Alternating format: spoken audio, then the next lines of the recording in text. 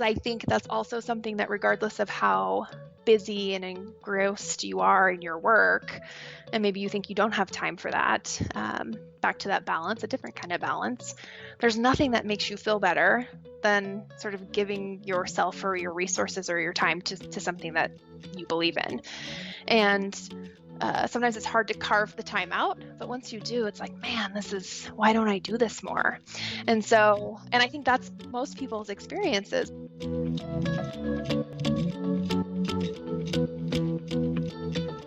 From Evia Events, it's Hillary Saves the World, a podcast about how people are using their positions, passions, and pocketbooks to change their worlds, one mission at a time.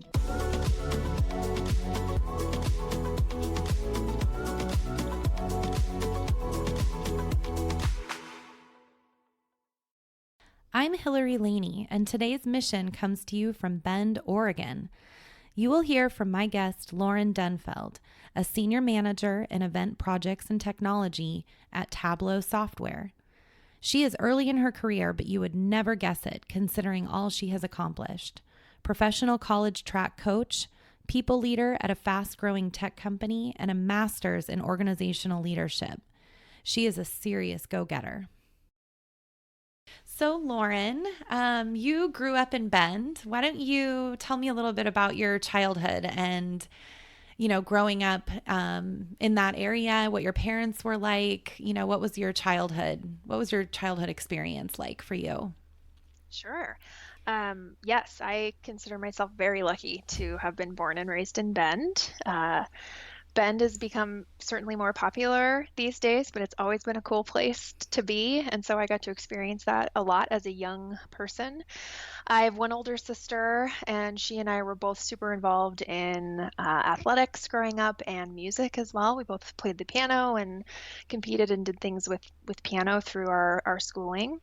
So we were busy all the time, lots of stuff going on, competitions and practices and school and all of the above. My parents, my mom was a pharmacist, and so she did that and then actually stopped working when I was probably in middle school or so. And I like to think, I give her so much credit because she was like a personal taxi for my sister and I, taking us just across town, all day, every day, to all of the things that we had going on.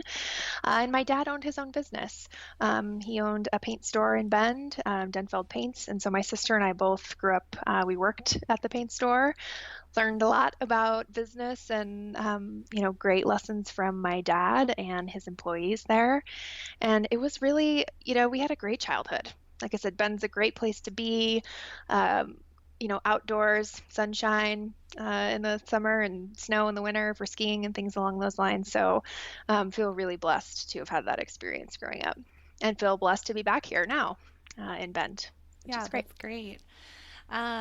So after kind of growing up in your childhood, you went off to school.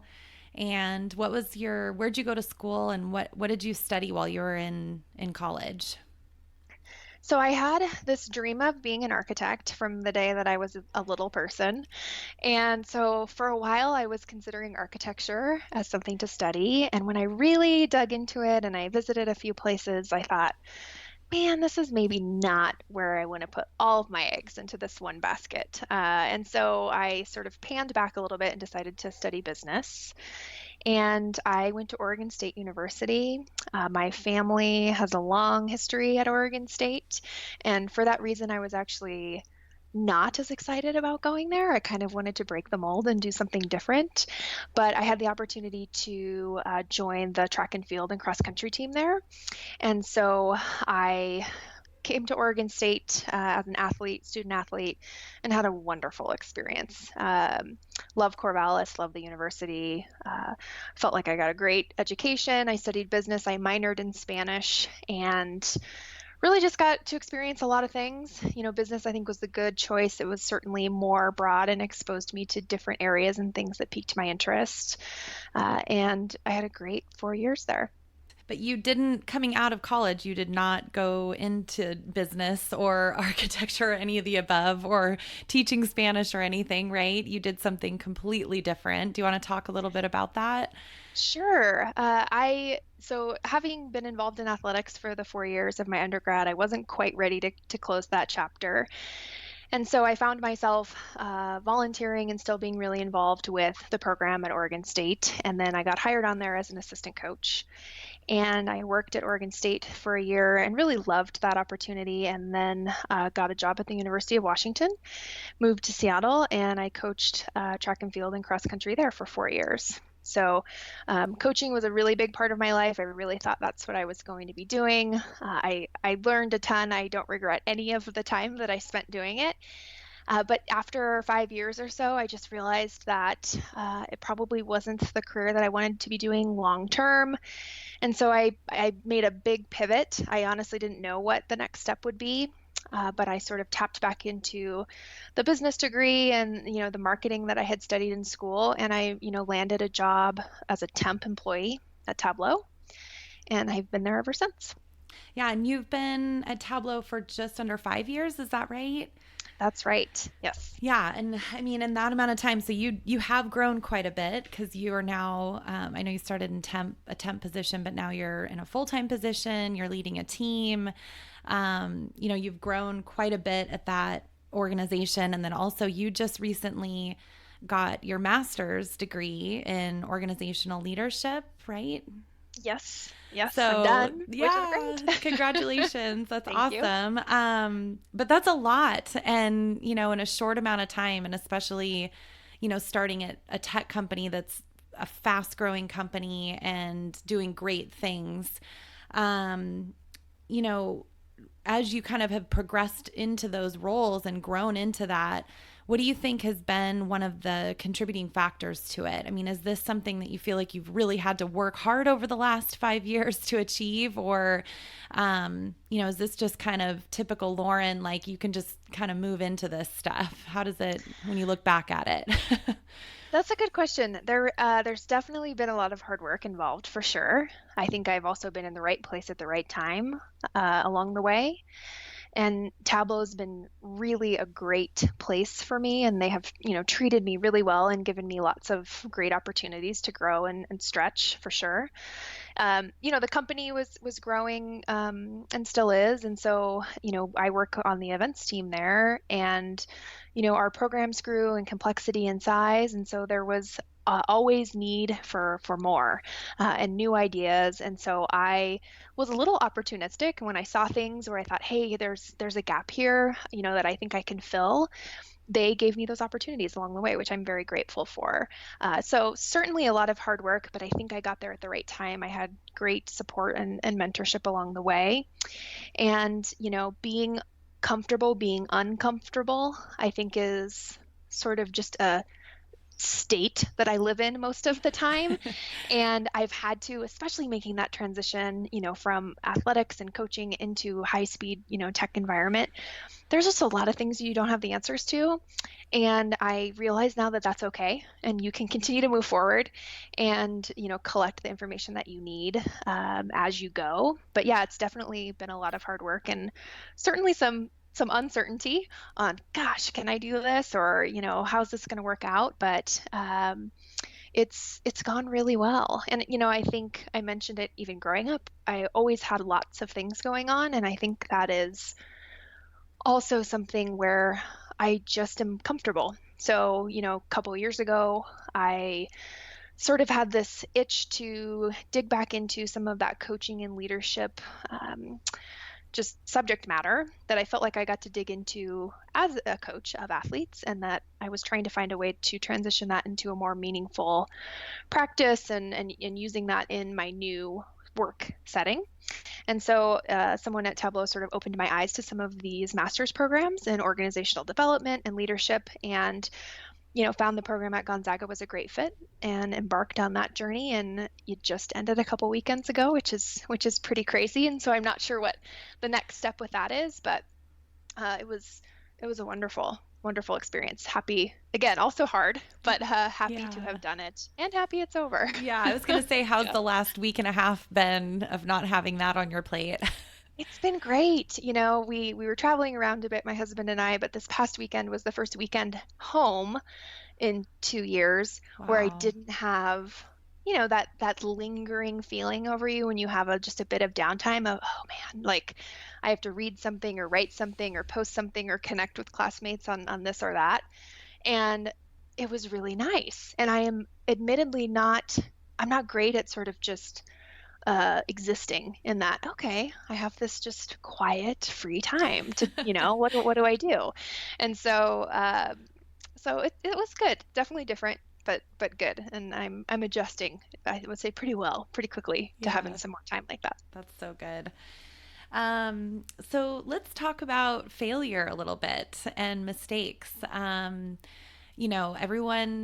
goes through it, sometimes more regularly than others, but as you look back over the last, well, I mean, just in your life in general, but especially in your professional, part of your life, what's failure been like for you? Sure. I think, failure is often shied away from, or there's this negative association with it, which makes sense, but it's also such an incredible learning opportunity often. And so, I've talked about this with teams, and I think about it personally too. Like if we can find sort of these safer opportunities to just fail fast and learn and keep moving, it can be so rewarding. Events is a tough space to have safe failures. They're often very visible. And so that's been tricky to try and find that balance. But, I would say even from a young age, both with like the music that I was a part of and sports, you fail a lot. Especially when you're thinking of track and field, which is what I did through college, like there's one person who wins that race. There are some team elements, but there's one winner and many, many losers. Or a cross country race, a college cross country race, you line up with 200 plus other people and one person wins and everyone else did not, break the tape. So you learn from that, and if you can find something, and sometimes it's really small, but if there's just one little nugget of something that you can take and apply to the next round, you get better. Your skin gets thicker. You find ways to get perspective and move forward, and that's true professionally as well. I sort of was talking about how there's oftentimes in my career, and especially early on, where I was thinking, man, I have no idea what they're talking about in this room right now, or what is it that they're actually asking me to do? And so I would say a common something that I wish I would have corrected earlier on is just speaking up and saying, I don't understand the question. I think I saw that as a weakness, and now maybe I just have that confidence, or I've been working with this group of people long enough that I'm often the first person to raise my hand and say, time out. What are we talking about here? Or what does this actually look like to you? And just asking questions that I think sometimes people are afraid to ask to make sure that everyone is truly on the same page. And if you just kind of lean into that and just go for it, I've found that it can be very helpful in moving everybody Hmm. towards success. But I didn't always do that. I would Google things, or I'm trying to find questions, behind the scenes to make it seem like I knew what I was talking about. And I don't, I think I probably should have just been more honest and upfront from the beginning for sure. But finding, the confidence to lead when you don't know all of the answers is something that I would say I failed at quite a bit early on, and I'm still failing at, but something that I'm working on and trying to get better at. I know. Can you imagine, even at younger ages, like in school, if we all operated that way? I'm sure some people do, but I agree. I think a majority of the people do not. And especially in that learning environment, to be able to be that way, just, I don't know. I look back at my life and I think, God, I could have grown way faster, probably. And I think the relationships you have with the people in that space are a huge, um, you know, they dictate if you feel like you can do that or not. And so I think Right. that that's something that I do try to do as a manager. You have to have, and I did as a coach as well, you have to have this baseline of just respect and like we're in this together no matter what. Mm-hmm. And I think that makes the negative feedback or the critical feedback you give and also the positive that you give that much more meaningful. And it creates that space where people can be vulnerable and say, I need help. I don't know what's Mm-hmm. happening here. And that doesn't happen overnight for sure. And it's, I think, a challenge in teams and companies that grow really quickly, but I think it's so important. And so it's definitely worth, investing that time and space to try to create it. Yeah, that's great advice. Um, so the tech space, it moves fast. This industry, especially now, it's just growing so quickly, and um, it can be challenging to keep up and stay relevant. And God, you just came off earning your master's degree. You're working every day. I mean, you're just trying to think about the next thing that's going on with your team and your job.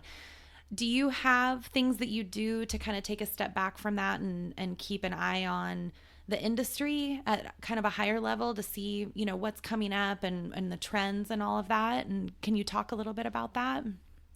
Sure. I think the longer that I've been doing this, the more I've relied on sort of a network of peers and people that maybe I've worked with as vendors, or they've, come through Tableau and are now at other places.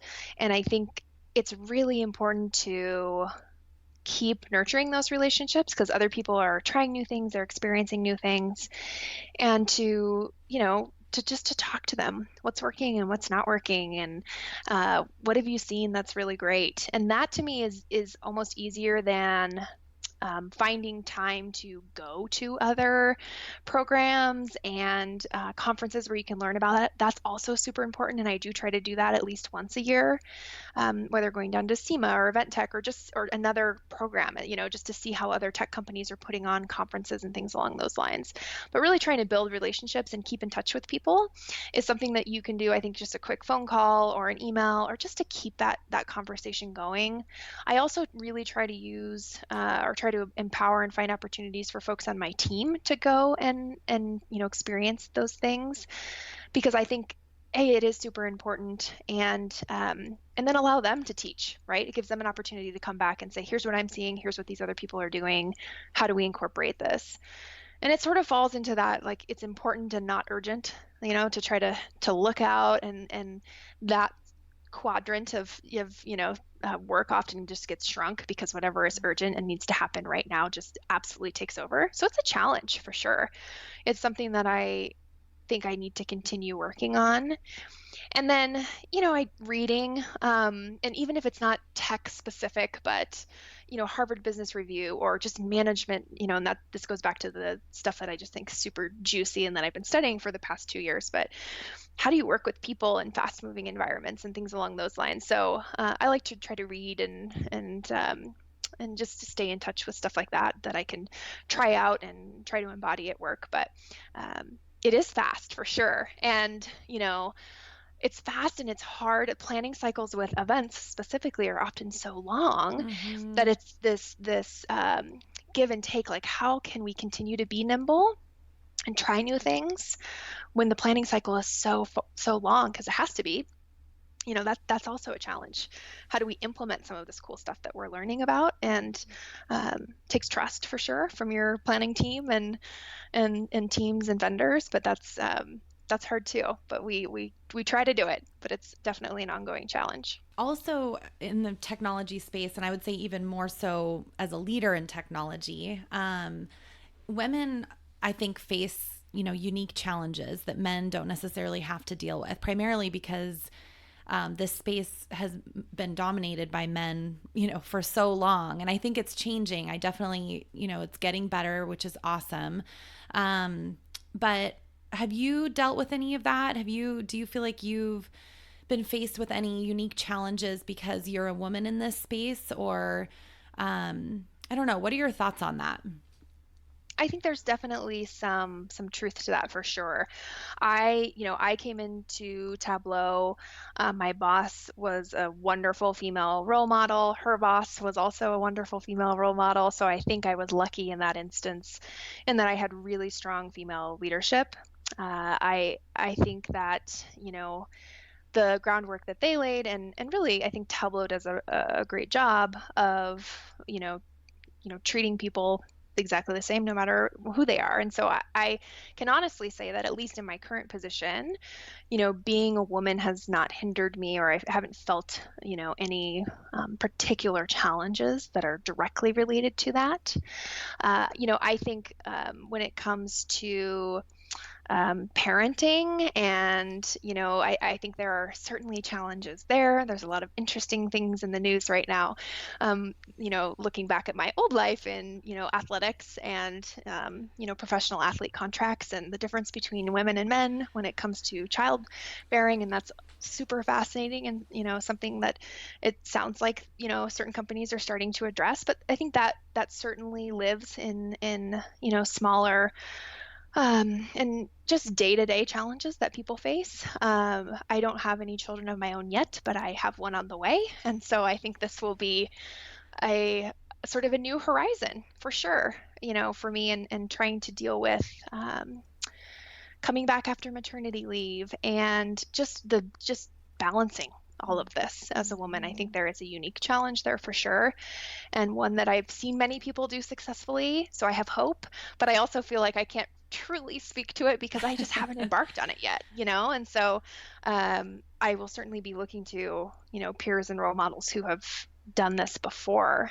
because I know it's not easy, but it can be done. So I'm going to have to figure that one out on my own. Yeah, so let's talk about that a little bit since you brought it up. And congratulations, by the way. Thank you. I'm so Thank you very excited much. for you. How much thought have you put into that? So to kind of back it up, you were at Tableau physically working in the offices there for quite some time, which is in Fremont, a really kind of fast-paced, eclectic neighborhood just right outside of downtown Seattle. And you made a decision with your husband to move back to your hometown in Bend. Huge shift. I know Bend well, and complete opposite of that Fremont environment. Plus, you're working from home. I'm sure you've had these conversations with your husband, and you're kind of thinking about it yourself. But that balance, like what are you thinking around all of that, and how to kind of play this out? I mean, to be completely transparent, we have a lot of thinking yet to do. We do, there are a lot of question marks still for sure. And I think there are people think about working from home, and there are certainly perks to it for sure. There are more downsides or more things that I have struggled with it than I would have anticipated.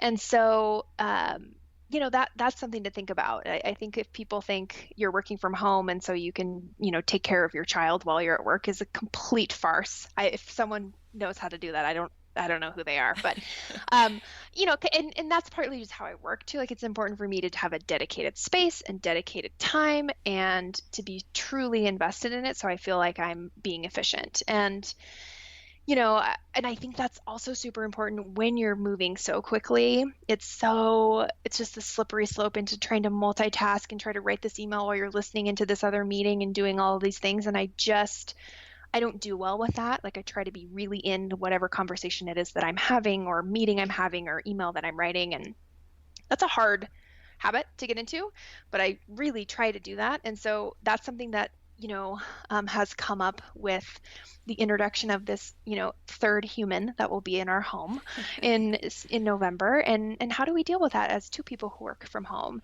And it's probably, a solution where the two home offices are not going to work for us anymore. Somebody's going to have to rent a workspace, or we're going to have to rent a space, somewhere else in Bend. Yeah, like you said, balance. It's there's not that barrier where you leave the office and you walk to the bus, or you walk home, or you get in your car and you drive. Work is always just in the next room. And so that is also something that's super important for me now for balance, but I think it will be even more so once we have, our family. And so that's something that I really need to think about and sort of game plan for. I think my parents did an exceptional job of somehow, I honestly don't know how they did it, managing their work lives. And, my mom cooked us great meals and we managed to eat dinner together like most nights, which Wow. I think we had a time machine or something. I don't know how we did that because we were just going all over the place. And so I hope I can be half as effective at that as they were. And they live here, so I'm going to be relying on them for all sorts of things and advice. But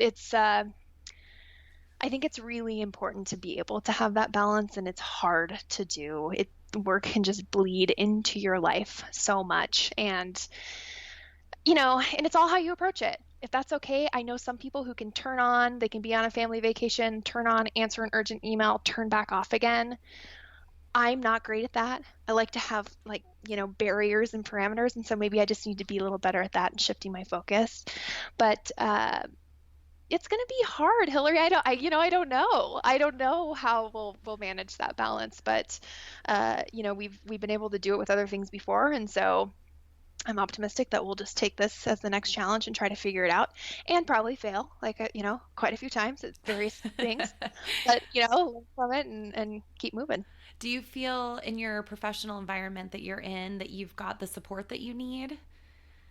I do. Good. I do. And I just started having conversations with the team and my manager and HR about this, and I've been very impressed with just because in my head when I'm thinking through it, it's very logistical, like when do I leave and what's happening when I'm gone and who's going to do that and how's this going to report to and the genuine response from every person who I've engaged with or had this conversation with at work has just been genuine happiness, Great. and congratulations and focus on the what's actually happening, which is a big deal, and not me where I'm just very like, okay, but what does this mean from a, like logistical planning perspective. So they've Hmm. been helpful, like to take a step back and go, wow, this is pretty amazing. And they've been wonderful. Yeah, That's it's been great. great. This conversation, it's going so good because you're like leading me right into my Oh, next question. good, So it's good. been, yeah, it's good. So I know we kind of talked about the women in tech topic, but I want to ask it in a little bit different way. Do you feel that being a woman in the tech industry that you have any advantages or disadvantages? I mean, either way, being in this space. I think the advantages that I have had or feel like I've had to bring to the table. I don't know if I will say that's because they're strictly because I am female or not, but mostly because of the like experience and perspective that I bring. So I think that is influenced certainly by gender, but uh, the diverse when you look at sort of the coaching piece versus the working in a tech company in Seattle, on paper they're very different. On when you get down to it, there's a lot of skills that do translate, but I think sometimes having that outside perspective or being someone in the room who goes, I have no idea what you guys are talking about, especially in the early days. They're throwing acronym after acronym, and I just, I'm trying to catch up. I think that's really helpful. So I think no matter what it looks like, if it's male or female or where you grew up or the experiences that you have, I think a diversity of perspective is really powerful. And people often think when they're hiring or when they're building a team, they want somebody who knows the space, has done it before. And I get that, right? There's definitely truth to that. But as someone who's come in completely green and just tried to convince somebody that they could do the job even though they haven't done it before, uh, I see value in that. I empathize with that person too. And so, we have great recruiters at Tableau. And so I'm often like, let's take a look at this resume one more time, or, because maybe on paper it's not exactly what we're looking for, but man, there's something about that fresh perspective, even if it's just the fact that they're asking questions that maybe we wouldn't ask because we're just so ingrained in it. And so I think that's been an advantage for me. And I think that's an advantage no matter, like I said, how you get that diversity, if it's decisions or groups or teams that have been mostly men, adding in women, absolutely. I think that, enriches the conversation. But adding in any kind of diversity, I think does the same thing for sure. Yeah, that's awesome. Okay, so philanthropy. We talked a little bit about this before we went into this Yes. interview, and I know it's something that's valuable to you, and you work for a company that puts a lot of weight on it as well. And it's been a little bit challenging for you moving back to Ben and trying to find that niche. Can you talk to me a little bit about that? What did you do at Tableau, and what are you kind of thinking about, now that you're in a different location? Sure. Yeah, the Tableau Foundation, I can't give enough credit to. They provide tons of opportunities for employees to give to organizations that are meaningful to them through great match programs. They organize great volunteer opportunities all the time. They make it easy for the Tableau community to really give back and do it in a meaningful way. And that's a really powerful thing and something that I don't think exists everywhere. And uh, having now moved remotely, uh, it's something that I probably took for granted when I was in the office all the time. And so I'm, talking with the foundation team about like, let's think of ways that we can engage our remote workers more. And, Oh, that's how do we do great. this? And so, and they're in, they're excited about it, which is great. So, moving back to Bend and working for a company that's not in Bend and spending all day like in your home working for a company that's not there, you can feel sort of disjointed, disconnected from the community. And so I've been doing research and trying to find local groups where, I feel really good about what it is that they're doing and that they have, needs that I can help give. I think giving financially is super important and continue to do that, but I think giving time and resources, that's what takes a little more time to find. You want to, like I said, find the organization that is meaningful to you and also who needs you. How can you help in a meaningful way? And so that's super important to me. And I haven't totally dialed that in yet here, and I need to, because I think that's also something that regardless of how busy and engrossed you are in your work, and maybe you think you don't have time for that, back to that balance, a different kind of balance, there's nothing that makes you feel better than sort of giving yourself or your resources or your time to something that you believe in. And sometimes it's hard to carve the time out, but once you do, it's like, man, why don't I do this more? And I think that's most people's experiences. And so you just have to make it a regular cadence. And so I haven't done that yet. I have some, groups I'm super interested in and have started to reach out and will continue to, but I think it's so important. And I also feel incredibly fortunate. I work for a great company. I live in a great city. I have a roof over my head and I don't worry about where my next meal is coming from. And that is an incredible gift. And so I have, the resources and time really to do this. And so I think it's an obligation to do. And so it's something that's important to me and I'll continue to pursue here. Yeah, that's amazing. I love that type of thinking, and I don't know, it just goes to show what kind of person you are, that not everyone thinks that way. So that's impressive. It's good that you're doing that. Coming out of this interview, and as we start to launch this podcast, we are going to be working towards getting it into the hands of younger women who are looking to pursue careers in, whether it's science, technology, math, anything in that STEM realm. And there's some stigma around that. There's, this, I realize in Seattle, we don't feel it as much day to day, especially not at an organization like Tableau, like what you said. But at the national level, it is a different conversation. And, I know there's intimidation, there's nervousness, there's all those things. And currently the dropout rate, at age 15 is high. I mean, they tend to trail off and make other choices. So, if you had the opportunity, if they were here right now or with you right now and in this conversation, and you had an opportunity to talk to them about any advice or thoughts or, just words of wisdom that you could give to these young women, what would you say to them? Whew, that's a lot of responsibility, words of wisdom. But I completely agree with you, Hillary. I think, like I said, I've had a fortunate experience, but certainly I don't want to, paint this Pollyanna picture here that this isn't something that we need to be Right, focusing on. So, right. I think whatever it is that got those young girls interested in that STEM curriculum in the beginning, when they were young, if it was interesting and they liked it, that sort of fire and passion that sort of drives them towards that, I think it throughout your entire life, that will sort of like ebb and flow. But as someone who's sort of done this career recreation once, and I have a feeling I will be doing it again at some point, that fire, that thing that really drives you, and if that's in that math and that science and engineering space, you're going to come back to it, And so don't ignore it. And also don't be intimidated by, like I said, maybe there's those ebbs and flows where you're not quite so hot on it, but if that's what got you excited to get out of bed in the morning, don't ignore it. And don't back away if it's not going well. It's back to that fear of failure piece, right? Especially when you're young. I think when you are in high school, entering high school, in that 14, 15-year-old range, things can seem so big in your life. If I don't pass my sophomore biology class, I can never be a medical doctor. At least that's what I thought. Yeah, for sure. And so, just taking a step back and knowing that, that that it's going to be okay, right? If there are stumbles, it's not a reason to back away from it long term.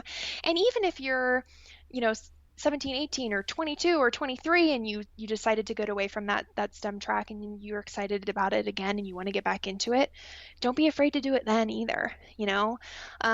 When I thought about being a track coach, I thought I probably need like an anatomy and physiology degree to be able to do this. I didn't need it.